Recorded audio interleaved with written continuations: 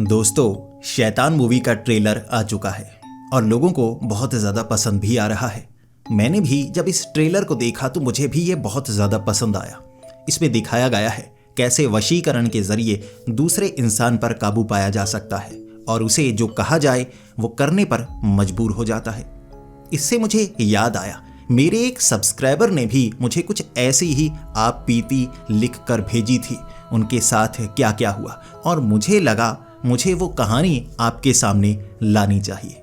तो सबसे पहले इस ट्रेलर की बात करते हैं। इसमें अजय देवगन और आर माधवन है। अब आर माधवन अजय देवगन के घर पहुंच जाते हैं जहां पर उनकी एक बेटी है, एक बीवी है और 15 मिनट के लिए वहां रुकते हैं और वशीकरण के जरिए उनकी बेटी पर काबू पा लेते हैं। और आर माधवन अब उनकी बेटी को जो कहते हैं वो करने पर मजबूर हो जाती है, जैसे कि चाय पत्ती खाना, किसी को मार डालना या खुद को मार डालना। इस तरह वशीकरण के जरिए अब उससे क्या करवाना चाहते हैं आर माधवन, ये कहानी का हिस्सा है। ट्रेलर में ये बताया नहीं गया है, लेकिन इससे हमारे दिमाग में एक ख्याल आता है, क्या वशीकरण इतना ताकतवर हो सकता है कि किसी इंसान पर ऐसा काबू पाया जाए कि वो कुछ भी करने को तैयार हो जाए, उसकी अपनी बुद्धि इतनी हीन हो जाए, इतनी छोटी हो जाए कि उसे समझ ही ना आए कि आगे सही क्या है, गलत क्या है और क्या जो वो कर रहा है अपनी मर्जी से कर रहा है या करवाया जा रहा है। दोस्तों, आज की ये कहानी बहुत ज़्यादा खौफनाक है, इस ट्रेलर से भी ज़्यादा। मेरा यकीन कीजिए, आपको अंदर तक डर लगेगा। तो हेडफोन लगा लीजिए, कमरे की लाइट्स ऑफ कर लीजिए, क्योंकि ये वक्त हो रहा है डरने का। ये कहानी है मोहनलाल जी की, जो कि विशाखापट्टनम के रहने वाले हैं। उनकी उम्र लगभग 50 से 55 साल है। वो पहले बैंक में काम किया करते थे और बैंक में काम करने के साथ साथ और भी कई काम किया करते थे, जिससे उन्होंने काफ़ी ज़्यादा पैसे जोड़े और उसके बाद एक ऐसी जगह पर ज़मीन ले ली जहाँ पर हाईवे बन रहा था। उस समय ज़मीन सस्ती थी, उन्होंने उस ज़मीन को ख़रीद लिया, काम करते रहे, वहाँ पर काफ़ी ज़्यादा दुकानें खोल ली और उसके बाद वो दुकानें किराए पर चढ़ा दी, जिससे किराया इतना अच्छा खासा आने लगा कि बैंक में वो जो नौकरी किया करते थे वहाँ तनख्वाह बहुत कम मिला करती थी। यहाँ पर जो किराया आने लगा था बहुत ज़्यादा आने लगा था और जैसे जैसे प्रॉपर्टी के प्राइस बढ़ने लगे, उस प्रॉपर्टी के प्राइस बहुत ज़्यादा हो गए, किराया भी बहुत ज़्यादा हो गया। अब बैंक में काम करने की उन्हें ज़रूरत पड़ ही नहीं रही थी, तो वो आराम से घर में रहने लगे। अब ज़्यादा पैसे आने लगे और जगह इन्वेस्ट करने लगे। अब कहीं नौकरी नहीं कर रहे थे, जैसे ये अपना बिजनेस था कि जो पैसे हैं उनको कहीं इन्वेस्ट करना, उससे रिटर्न जनरेट करना, स्टॉक मार्केट में किराए की दुकानें चढ़ा देना, कहीं पर छोटा मोटा काम किसी को पैसे दे देना और उससे रिटर्न को एक्सपेक्ट करना। इस तरह से ब्याज का काम भी वो करने लगे थे। अब ज़्यादातर घूम फिर कर पैसे इकट्ठे करने का काम ही उनका हुआ करता था, बाकी लाइफ को एंजॉय कर रहे थे। और उनका जो बेटा था वो ग्रेजुएशन कर रहा था। खुशहाल फैमिली थी, मोहनलाल, उनकी पत्नी और उनका एक बेटा। घर में बहुत ज़्यादा खुशहाली थी, उनमें झगड़ा कभी हुआ ही नहीं करता था। बेटा भी जो मांगा करता था मोहनलाल दे दिया करते थे और उनका बेटा भी बिगड़ैल नहीं था, जैसा मोहनलाल लेकर देते वो उससे खुश हो जाता था। लेकिन कहते हैं समय के साथ कुछ चीज़ें बदलने लगती हैं। पिछले कुछ दिनों से जो मोहनलाल थे उन्होंने नोटिस करना शुरू किया कि मोहनलाल के जो बेटे हैं वो काफ़ी ज़्यादा गुस्से करने लगे। अब उनके बेटे का नाम रणबीर था। जो रणबीर था बहुत ज़्यादा गुस्सा करने लगा था। अब उसका माँ के साथ झगड़ा होने लगा। अब एक बार ऐसे ही झगड़ा कर रहे थे, वक्त होगा 4 बजे का दोपहर का और उनमें झगड़ा चल रहा। उसी वक्त मोहनलाल आ गए और उन्होंने रणबीर को गुस्से से जैसे बोलना शुरू कर दिया कि माँ के सामने इस तरह से ज़बान लड़ा रहे हो। अब जो रणबीर था वो पहले तो गुस्सा कर रहा था, फिर थोड़ी देर बाद उसका गुस्सा शांत हो गया। लेकिन उसकी माँ ने बाद में बताया कि पिछले 2 दिनों से, इससे पहले नहीं, जैसे 2 दिनों में कुछ ऐसा हुआ है कि इसका गुस्सा बहुत ज़्यादा बढ़ने लगा है। इससे पहले बहुत ज़्यादा निराश सा रहने लगा था, ऐसे जैसे बच्चों का कॉलेज में झगड़ा हो गया हो। लेकिन उसमें उनकी माँ ने ज़्यादा हस्तक्षेप नहीं किया, क्योंकि चलो कॉलेज में ऐसा होता रहता है, झगड़े वगड़े छोटे मोटे होते रहते हैं दोस्तों में, तो माँ ने कुछ ज़्यादा कहा नहीं। लेकिन पिछले 2 दिनों से वो बहुत ज़्यादा गुस्सा करने लगा था। अब गुस्सा अपनी माँ पर करने लगा था, ऊंची आवाज़ में बोलने लगा था। जो मोहनलाल थे उन्होंने अब रणबीर को अच्छे से समझाया, बैठाकर प्यार से समझाया, ऐसा नहीं करना चाहिए। रणबीर भी अब नज़रें झुकाकर सुने जा रहा था। अब ये बात खत्म हो गई। उसके लगभग 10 दिनों बाद तक जो मोहनलाल थे वो घर में दिन के वक्त कम ही रहा करते थे, ज़्यादातर बाहर रहते। किसी ना किसी जो किराए की दुकान दी होती वहाँ पर बैठे रहते, दोस्त मिल जाते तो उनकी दुकान पर बैठे रहते, बिजनेस की बातें करने लगते कि मेरे पास इतने पैसे हैं, कहाँ इन्वेस्ट करूँ। उनका मानना था कि अमीर लोगों के पास बैठो, उनसे बात करो, आपको आइडिया आते हैं, इसीलिए वो ज़्यादातर बाहर रहते थे। घर में क्या हो रहा है उन्हें पता ही नहीं था। रात को जब आते अपनी बीवी से बात करते तो उनकी बीवी उन्हें कुछ बताया करती, ऐसे घर में ये है, वो ख़त्म हो चुका है, राशन लाने वाला है, ये है वो है। अब उनकी जो बीवी थी उन्होंने बताया नहीं कि इन 10 दिनों में क्या हुआ। 11वें दिन दोपहर के 3 बजे खाना ज़्यादातर वो बाहर खाया करते थे, बाहर किसी के घर चले जाते या दुकान पर कहीं जो रेस्टोरेंट भी था वहाँ पर खा लिया करते। दोपहर के वक्त घर का खाना कम ही खाया करते थे। इस पर सीधा वो 3 बजे घर पहुँच गए। जब घर पहुँचे बाहर से ही आवाज़ें आ रही थी। जो रणबीर था अपनी माँ से झगड़ा कर रहा था, बहुत ज़्यादा गुस्सा कर रहा था और मोहनलाल जल्दी से अंदर पहुँचे, डांटने लगे रणबीर को। लेकिन उन्होंने एक्सपेक्ट नहीं किया था कि रणबीर ऐसा कुछ करेगा। रणवीर का झगड़ा माँ से तो हो रहा था, लेकिन मोहनलाल ने जब बीच बचाव करने की कोशिश की, रणबीर को शांत करने की कोशिश की, तो रणबीर गुस्सा करने लगा मोहनलाल पर भी। मोहनलाल हैरान हो गए थे कि मेरा बेटा कभी ऊंची आवाज़ में बात नहीं किया करता था, अब उसकी आवाज़ इतनी ऊंची कैसे हो गई? आखिर ये बदलाव उसके साथ आए कैसे? तो वो पूछना चाहते थे, लेकिन रणबीर बात सुनने का नाम नहीं ले रहा। गुस्सा ऐसा था कि जो खाने की प्लेट थी नीचे गिरा दी, चीज़ों को दीवार पर मारने लगा। गुस्सा ऐसे चढ़ता जा रहा था और जो मोहनलाल थे वो शांत करवाने की जितनी कोशिश करते वो शांत नहीं होता, चीज़ों को पटकने लगता। तो रणबीर की माँ ने कहा मोहनलाल को कि आप बाहर चलिए, इसे अकेले रहने दीजिए, 1 घंटे में ये ठीक हो जाता है। इसे दोपहर के वक्त गुस्सा बहुत ज़्यादा आता है, पता नहीं क्या कारण है, कॉलेज में किसी से झगड़ा किया है या नहीं। ये बात अब मोहनलाल को पता लग गई थी कि पिछले 10-12 दिनों से हर रोज़ दोपहर के वक्त ये झगड़ा करने लगा है और गुस्सा इतना ज़्यादा हो जाता कि चीज़ें तोड़ने लगता और गुस्से पर कंट्रोल नहीं कर पाता, जैसे अपने सर को दीवार पर मारने लगता। गुस्सा इस हद तक पहुंच जाता। अब मोहनलाल को यह भी लग रहा था कि ऐसे गुस्से का इस्तेमाल ये कॉलेज में ना करे कि कोई झगड़ा मोल लेकर घर तक पहुंच जाए और इसे चोट लगे या कोई नुकसान हो।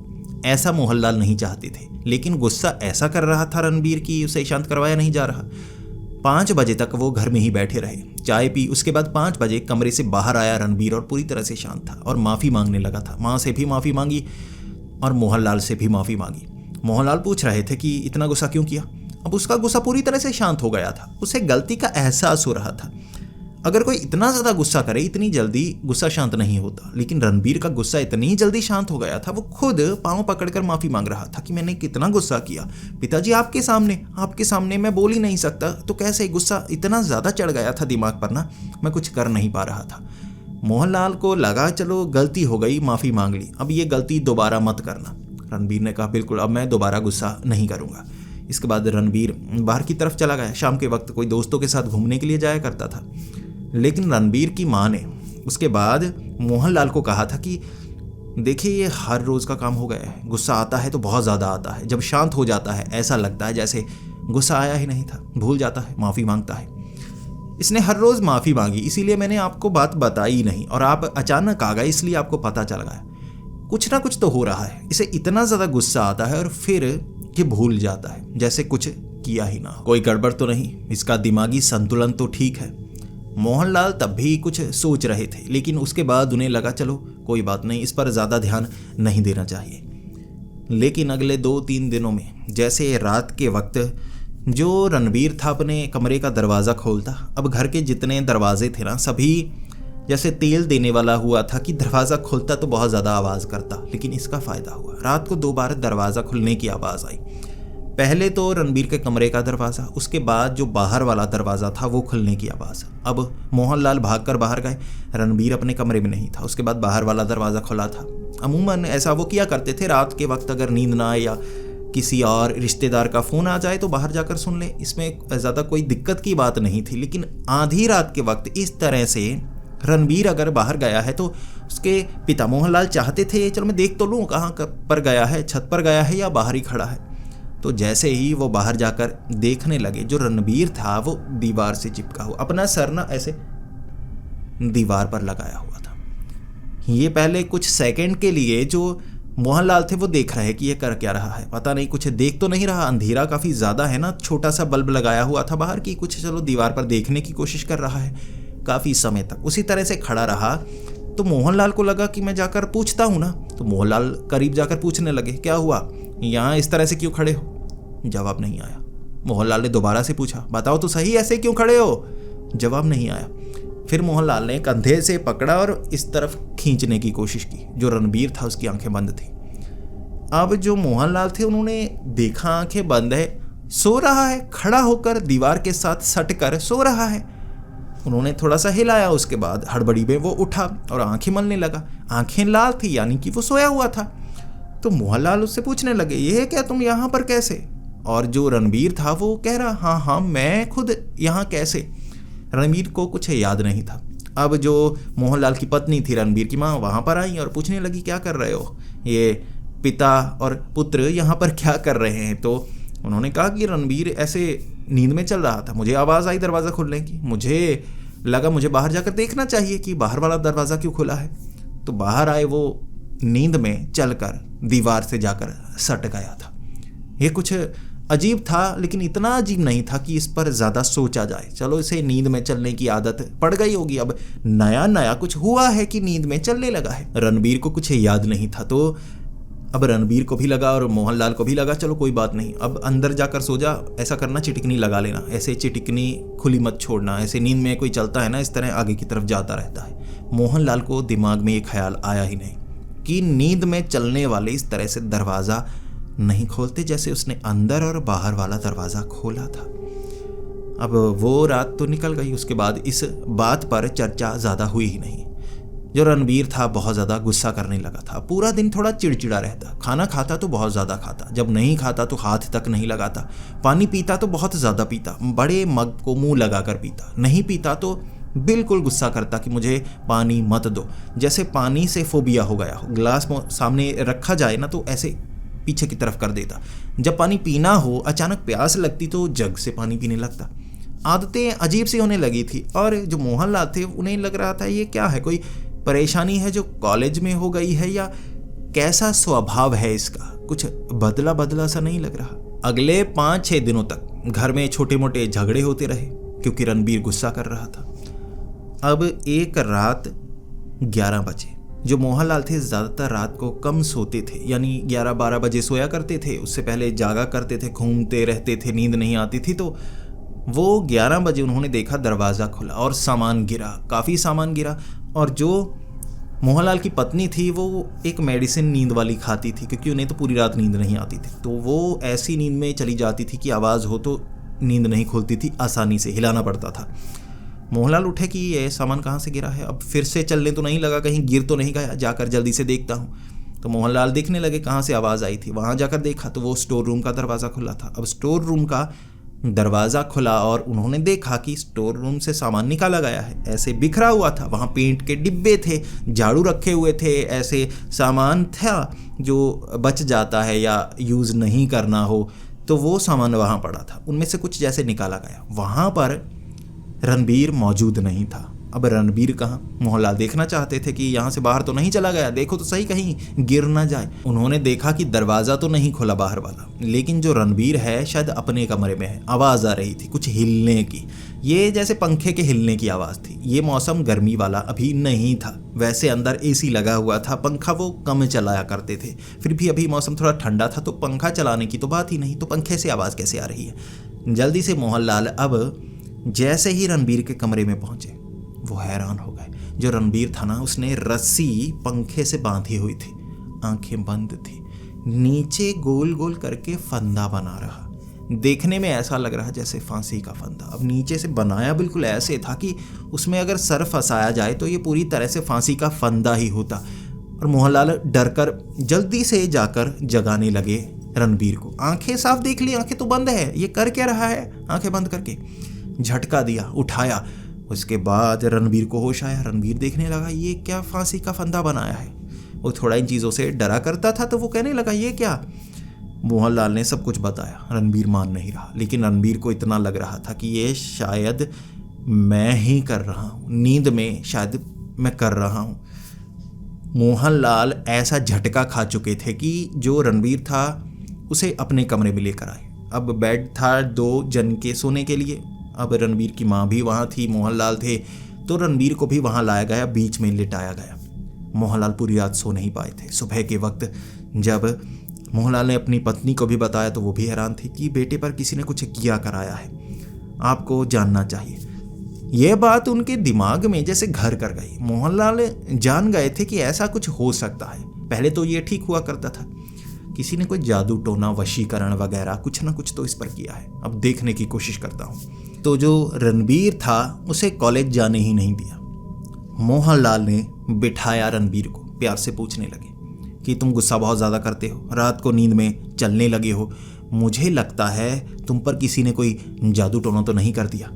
अब रणबीर घबरा गया कि जादू टोना मुझ पर नहीं, मुझ पर जादू टोना कौन करेगा, मुझे तो कुछ याद नहीं ऐसा किसी ने कुछ किया हो। लेकिन मोहनलाल को शक होने लगा था। रणबीर की ज़बान कांप रही थी, ऐसे बोलते वक्त ज़बान कांप रही जैसे वो झूठ बोल रहा है। अब अपने बेटे के बारे में मोहनलाल को पता था, कब ये झूठ बोलता है, कॉलेज में कैसे मस्ती करता है, कैसे अपने दोस्तों के साथ कई बार छुट्टियों में घूमने चला जाता है, मुझे बताता तक नहीं। अब मोहनलाल उसके बाप थे, पता सब कुछ होता था, पता सब किया करते थे, फिर भी अब उसे ज़िंदगी जीने देते थे। लेकिन यहाँ कुछ गड़बड़ हो रही तो वो पूछना चाहते थे।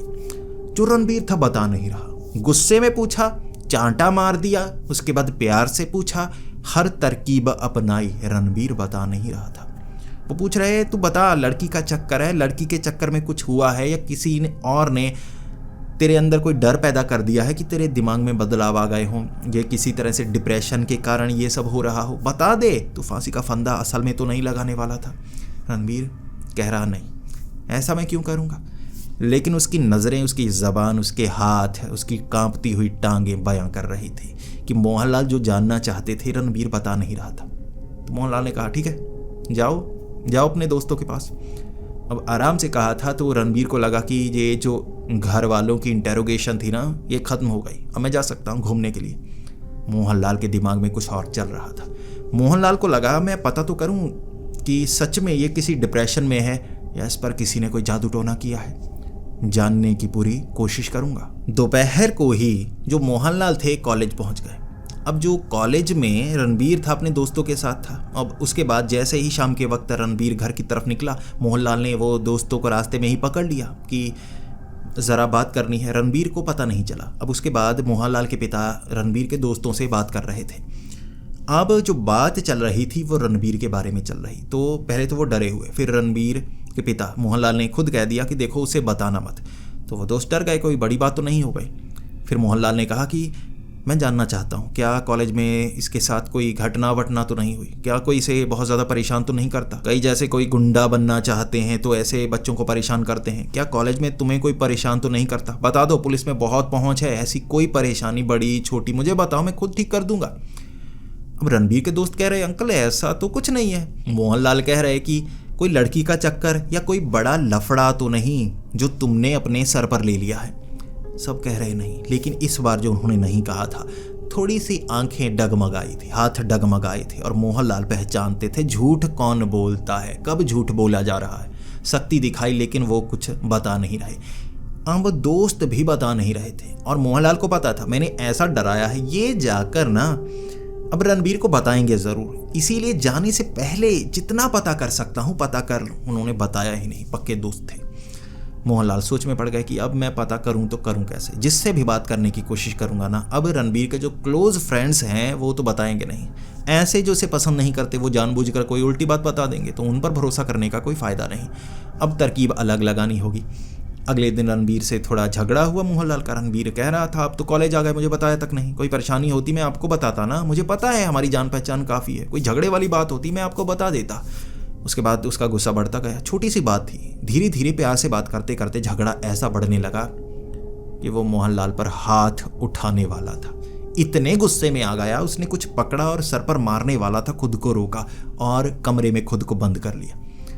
तब भी लग रहा था मोहनलाल को कि कोई डिप्रेशन वाली बात, कोई झगड़े वाली बात होती वो अलग ही, गुस्से वाली जो चीज़ है ना इसकी, ये समझ में नहीं आती। अब ये 4-5 बजे माफ़ी मांगेगा। उसने सच में वैसा किया, गुस्सा शांत हुआ, माफ़ी मांगने लगा कि ऐसा उसने कैसे कर दिया। जैसे उसका खुद पर कंट्रोल हो ही ना।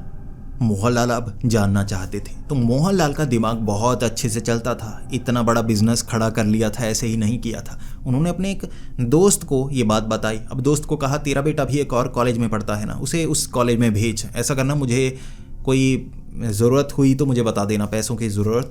जो उसके दोस्त भी थे सभी अच्छे खासे थे, अमीर थे। उन्होंने कहा ठीक है, ये मैं पता कर लूँगा। अब उस दोस्त ने अपने बेटे को वहाँ पर भेज दिया। अच्छे से सब दोस्त बनाए, उनसे बात पता की क्या चल रहा है क्या नहीं चल रहा है। और लड़के एक दूसरे को दोस्त बड़ी जल्दी बनाते हैं, अपने राज जल्दी खोल कर रख देते हैं। एक दिन में उसने पता कर लिया कि आपका बेटा जो रणबीर है ना, किसी लड़की के चक्कर में था। लेकिन ऐसा कोई चक्कर भी नहीं था कि उसके पीछे पागल हो गया हो, कि कोई झगड़ा मोल ले लिया हो या यहाँ पर कोई लड़ाई हुई हो, ऐसा कुछ नहीं। इतना पता लगा है कि वो लड़की को थोड़ा पसंद किया करता था, बोलना चाहता था, बोल नहीं पाया था। और वो जो लड़की थी उसका चक्कर किसी और के साथ चलने लगा था। इसे थोड़ा दुख लगा था। लेकिन ये बात कोई 4-5 महीने पहले की है। 4-5 महीने पहले ऐसी उसकी आदत नहीं थी। फिर मोहनलाल ने उस लड़के से पूछा, कोई क्या जादू टोने वाला कोई चक्कर तो नहीं है? अब जादू टोने वाला कोई चक्कर नहीं था। मोहनलाल को शक जादू टोने पर ही हो रहा था, क्योंकि ये कुछ ना कुछ तो वैसी गड़बड़ है। एक लड़की के कारण ये सब तो नहीं होने वाला। मोहनलाल ने आस पड़ोस में भी जानने की कोशिश की, कोई यहाँ ऐसा तो नहीं जो हमारे घर पर जादू टोना कर रहा हो। उन्होंने किसी ऐसे बाबा को जैसे पता करने की कोशिश भी की थी, लेकिन घर पर कोई जादू टोना किया होता तो घर में और चीज़ें भी होती, सिर्फ उस पर जैसे असर हो रहा था। कहीं से पता किया कि किसी पर ऐसे वशीकरण अगर कर दिया गया हो तो ये सब होता है। और वशीकरण में अगर कोई धीरे धीरे काबू में आने लगे, वो अजीब अजीब हरकतें करता है, किसी को मार तक सकता है अगर उसका दिमागी संतुलन बिगड़ जाए। मोहनलाल अब डरने लगे थे कि जैसे वो गुस्सा करता है सच में कुछ ना कुछ बहुत ज़्यादा बुरा भी कर सकता है। तो मोहनलाल जो भी जानना चाहते थे, जल्दी जानना चाहते। अब उन्होंने उस लड़के को अच्छे से काम पर लगाया कि तू सीधा सीधा उसका पीछा करना, अब तुझ पर कौन शक करेगा। अब ऐसे ही खिसक कर या उससे दोस्ती बनाकर किसी तरह उसके करीब जा, जानने की कोशिश कर क्या चल रहा है। क्योंकि रणबीर सीधे सीधे कुछ बता नहीं रहा था, लेकिन रात को खुद ब खुद चलता, दीवारों पर सर मारता, चीज़ें तोड़ने लगता। कई बार जैसे शरीर पर चोट के निशान मिलते, जैसे वो किसी से लड़ कर आया हो। लेकिन कॉलेज में वो किसी से नहीं लड़ता, घर पहुंचने तक जैसे किसी से लड़ाई करके आया होता है। लेकिन वो जो लड़का था उसने कहा कि ये रास्ते में भी किसी से नहीं लड़ता। ये पता नहीं एक ऐसा प्लॉट है, वहाँ मैंने देखा ये पीछे की तरफ गया, उस समय इसके शरीर पर चोट नहीं थी। उसके बाद वहाँ से बाहर निकला तो हाथ पर चोट थी, सर पर चोट थी, जैसे खुद ब खुद को उसने चोट दी हो। और उसके बाद उस लड़के ने देखा था उस प्लॉट में जाकर कोई और लड़का नहीं था, कोई फ़ोन वगैरह कोई छिपाया नहीं था कि वहाँ पर किसी से फ़ोन पर बात की हो, ऐसा ऐसे करना है, नहीं, वो खुद किया था उसने। जैसे कुछ हो रहा था उसके साथ। और मोहनलाल ने अब उस लड़के को कहा था, वो लड़का पीछा करने लगा। कुछ दिनों तक मोहनलाल समझ गया चल क्या रहा है, और शायद ये बहुत बड़ा क्लू था। वो जो लड़की थी ना जिसे रणबीर पसंद किया करता था, वो पसंद कर रहा था उसे, लेकिन उसका चक्कर पहले ही किसी और से चल गया था। वो चाहता था कि उनकी जैसे फ्रेंडशिप किसी तरह से हो जाए। वो लड़की को बहुत ज़्यादा पसंद करता था, लेकिन बात बन नहीं पा रही थी। तो किसी ने पता नहीं कैसे उसके दिमाग में डाल दिया, एक बाबा है जो समाधान कर देगा, अब वहाँ तुम्हें जाना होगा, समाधान हो जाएगा। तो कुछ समय के लिए वो वहाँ पर जाने लगा था। ये रणबीर ने खुद उस लड़के को बताया था। अब भी वो बीच बीच में वहाँ जाया करता था, उस बाबा के पास जाया करता था समाधान के लिए। ये बात किसी को नहीं बताता था, क्योंकि उस बाबा ने कहा था यहाँ जो होगा किसी को बताना मत, वरना उल्टी पड़ जाएगी। वो लड़का भी उस बाबा के पास जाकर आया था और उसने खुद कहा था, इतना कमीना दिखने में लगता है, वो तंबाकू मुंह में भरा होता है, गुटखा भरा होता है, उसकी शक्ल ही बताती है कि वो कितना बड़ा शैतान है।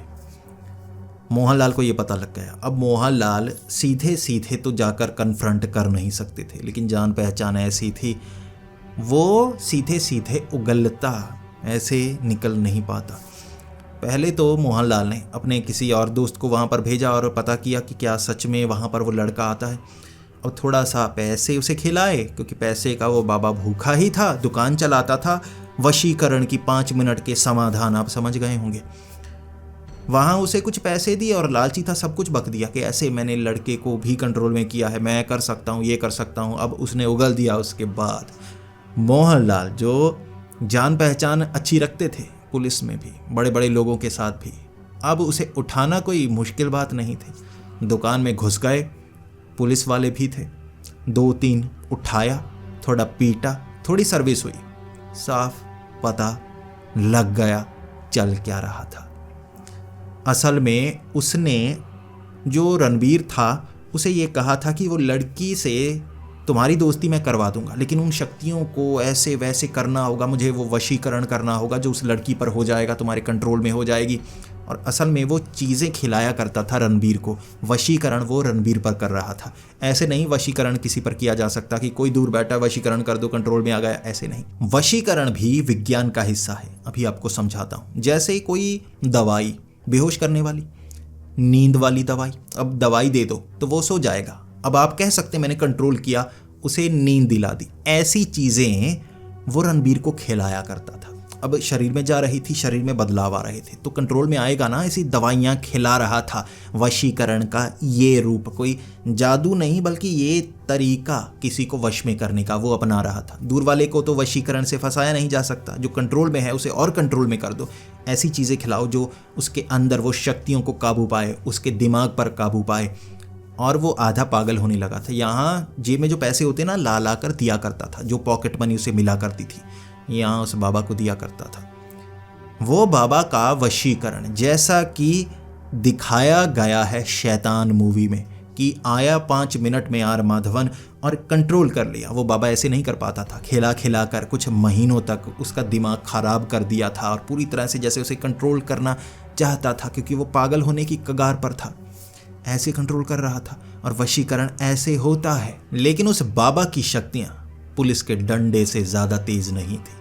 पुलिस के डंडे जब उन पर तेल लगा होता है, हर तरह के वशीकरण को निकाल देते हैं। पुलिस वालों ने जो अपने डंडे वाला वशीकरण दिखाया ना, उस बाबा का सारा वशीकरण बाहर निकल गया था। वशीकरण के साथ साथ कहां कहां से और क्या क्या निकला, चलो वो तो मैं बता नहीं सकता, आप समझ गए होंगे। लेकिन ऐसे वशीकरण को ऐसे काबू पाया जाता है। और ये एक सबक भी है। ऐसे 5-10 मिनट वाले जो समाधान देते हैं ना बाबा, उनके चक्रों में अगर कोई फंसता है तो ये सब होता है। वशीकरण किसी और पर नहीं, उसी पर कर लेते हैं, लूटते हैं बहुत ज़्यादा। आप ही सोचो, जो 5 मिनट में आपका समाधान कर सकते हैं, वो ऐसी छोटी सी दुकान चलाएंगे। खुद का समाधान तो उनसे होता नहीं, वो दूसरे का समाधान क्या करेंगे। तो ऐसे लोगों से ज़रा सावधान रहें। वशीकरण कई तरह का होता है, ये मैं नहीं कह रहा कि वशीकरण नहीं होता, कई ताकतवर वशीकरण भी करते हैं। लेकिन वो ऐसे बाबा नहीं बनते। जो शक्तियाँ पा लेते हैं उन्हें ऐसे बाबा बनने की ज़रूरत नहीं पड़ती। वो हर चीज़ खुद ब खुद पा सकते हैं, पैसों के लिए काम नहीं करते। अब आप बताइए, आपको ये कहानी कैसी लगी? अगर ये कहानी आपको अच्छी लगी हो तो वीडियो को लाइक और शेयर करना ना भूलें। अगर आपको ऐसी ही वीडियोस देखना पसंद है तो हमारे इस चैनल को सब्सक्राइब कर लें। यहाँ पर ऐसी ही मज़ेदार, डरावनी, खौफनाक कहानियाँ सुनने को मिलती हैं। इसी के साथ ढेर सारी जानकारी भी आपको मिलती है, जिससे आप सतर्क रह सकते हैं। तो मिलते हैं अगली वीडियो में, तब तक के लिए डरते रहें।